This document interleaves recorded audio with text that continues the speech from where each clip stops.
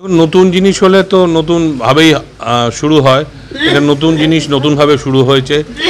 আপনাদের সকলের আমাদের সকলের উপস্থিতিতে হয়েছে, শুভ সূচনা হলো। আশা করে রাখবো যে এই পত্রিকা ফ্রন্ট লাইনে আসবে, সকলের কাছে পৌঁছবে এবং এই সূচনা করার আজকে হচ্ছে পয়লা আষাঢ়।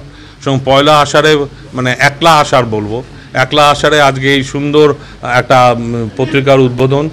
সবাই শুভেচ্ছা জানাবেন, আপনারাও যারা সাংবাদিকতা করেন তারাও শুভেচ্ছা জানাবেন। এবং সবথেকে বড় জিনিস যে কষ্ট করে যারা এই পত্রিকা চালু করছে, তারা যারা গ্রাহক হবে তারা যেন এই গ্রাহক হওয়ার জায়গাটা যেন পায়।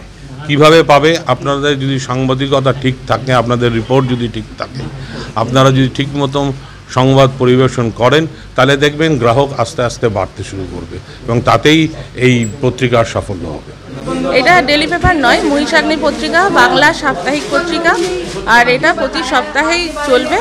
আর এটা যেহেতু মহিষাগ্নি নামটা শুনেই মনে হচ্ছে দেবী দুর্গার নাম অনুসারে করা হয়েছে, এটা ঠিক তাই, দেবী দুর্গার নাম অনুসারে করা হয়েছে, কিন্তু যার অর্থ হলো ক্ষমতা, শক্তি এবং সাহসের প্রতীক।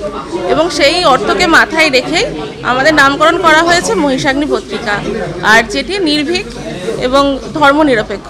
অবশ্যই বার্তা দেব যাতে এটা আরও প্রচার হোক এবং মানুষের কাছে পৌঁছাক।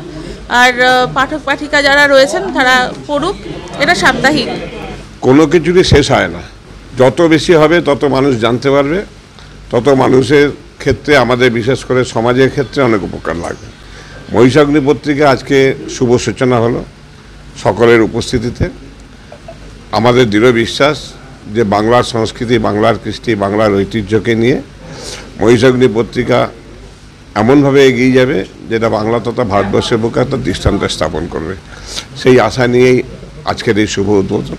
শুধু বাংলা পত্রিকা নয়, আমি মনে করি যে কোনো জিনিস তৈরি করা যতটা সহজ, রক্ষা করা তার থেকে অনেক অনেক বেশি কঠিন। সুতরাং অনেক পত্রিকা জন্ম হয়েছে, অনেক পত্রিকা বিলুপ্ত হয়ে গেছে। মহিষাগ্নি পত্রিকা আজকে শুরু হলো। আগের থেকে আমাদের নেগেটিভ ভাবনা নেওয়া উচিত নয়।